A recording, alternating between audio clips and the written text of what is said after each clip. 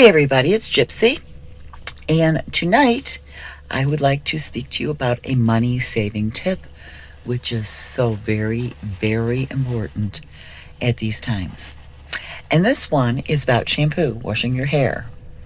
Um, Now, some of you, this may not sit well with you, and that's okay, it's not for everybody. But I'd like to preface this with saying I know there are people out there who make shampoo bars. I have not yet found one, but the way I'm doing it is working great.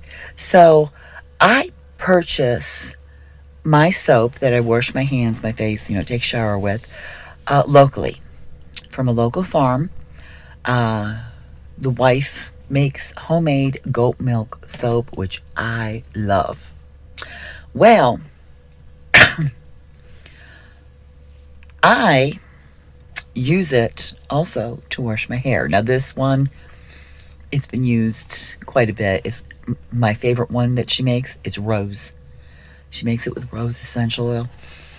It scents up my whole bathroom. It smells so good. But I also wash my hair with this. I just wet down my hair. I lather this up in my hair. And I wash it once or twice.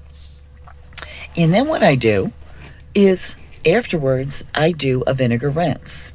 I get a bottle like this.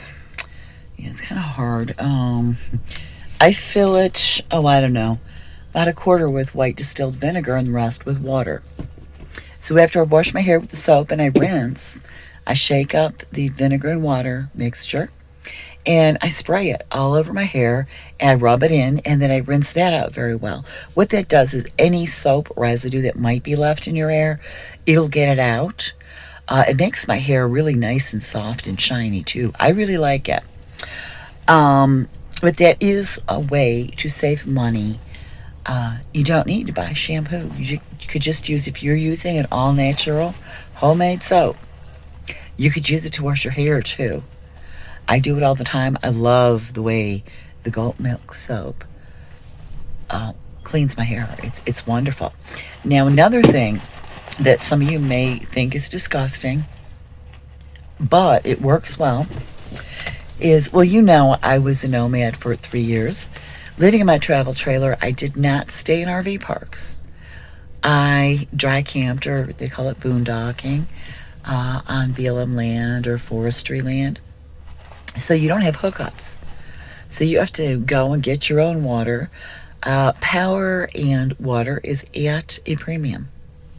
So you learn to be conservative living off grid. Well, you all know I now have my own property, but I'm still living in my travel trailer. My property is totally off grid.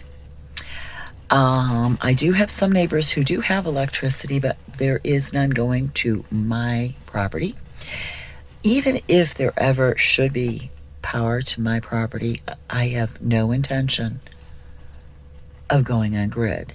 If I ever got the money, I would have a well dug on my property. It is expensive, but it's not important to me. I'm used to living off grid. Now, when you have to be that conservative with things like power and water, especially with water, even if you are on a city system, there's a drought going on, especially in the Southwest. You have to be careful then too, even though you don't realize it as much. But I wash my hair once a week and my hair stays clean the entire week. Now, back when I lived conventionally and I had a beautician, she told me that your hair and your scalp actually gets used to being washed every day.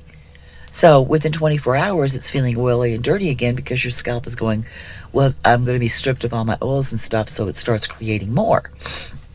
She had told me you can gradually get your hair used to being washed once a week, and it's perfectly healthy. It conserves water, and there's really no need once you get your hair used to it. On the 7th day of me, when I go to wash my hair, it looks like this. It's not oily or anything. So anyways, those are good money saving tips, especially if you're paying for your water You want to be careful with that. You don't have to buy shampoo. You get that natural homemade soap. It's so healthy you could use it to wash your hair. Just get some vinegar, white vinegar, which is still fairly on the cheap side, not as cheap as it used to be. Mix it with some water and rinse with that, and it does great. So during these tough times, and God knows what's going to happen with power and water and everything else, just a little tip for you. So I'll leave you with that. Blessed be, and make it a joyful one.